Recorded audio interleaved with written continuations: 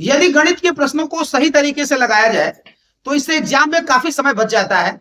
आय और व्यय के इस प्रश्न को समझते हैं।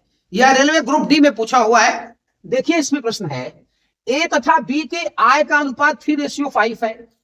ए का व्यय उसकी आय का 7/12 है और बी का व्यय उसकी आय का 8/15 है। उनके व्यय के बीच जो अंतर है वो 14,300 रुपया है।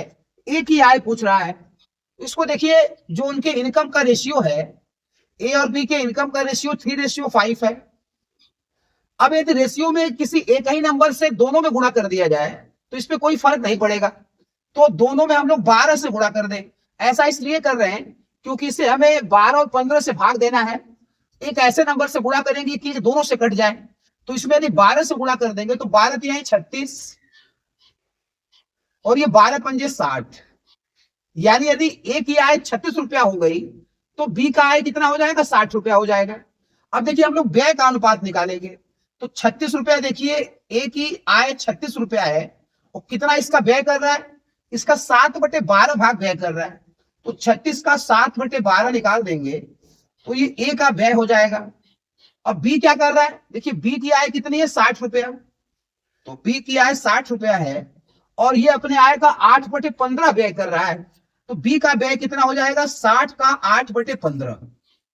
अब देखिए 12 से 36 कट जाएगा, तो 12 तिहाई 36 और 7 त्रिके 21, इसीलिए गुणा किया गया था 12 से, ताकि ये 12 और 15 दोनों से कट जाए।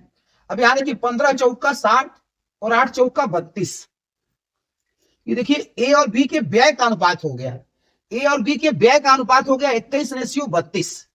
अब दोनों का अंतर देखिए, यानी यदि ए का व्यय 21 रुपया है तो बी का व्यय 32 रुपया होगा, तो 21 और 32 व्यय का अंतर कितना हुआ, तो 32 में से 21 घटा देंगे तो 11 आएगा।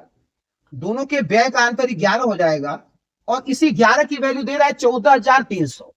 तो 11 की वैल्यू यदि 14,300 हुई तो एक की कितनी हो जाएगी, तो 11 से इसमें भाग दे देंगे तो 11 कम 11 और 11 3 14, 11 3 33। एक की वैल्यू 1300 हो गई। अब एक की 1300 हो गई तो अब देखिए ए की आय पूछ रहा है, तो ए की आय कितनी है, 36। ए की आय कितनी है, 36, तो यानी 36 की वैल्यू पूछ रहा है, तो 36 की वैल्यू पूछ रहा है तो इसी में 36 से गुणा कर दीजिए। ए की आय देखिए 36 रुपया है ना, तो इसी 36 की वैल्यू पूछ रहा है, तो एक की 1300 हो गई, तो 36 की 3600 से गुणा कर दीजिए।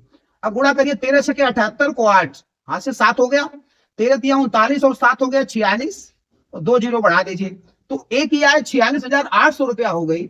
देखिए यही 46,800 रुपया है, इसका चौथा वाला ऑप्शन सही है।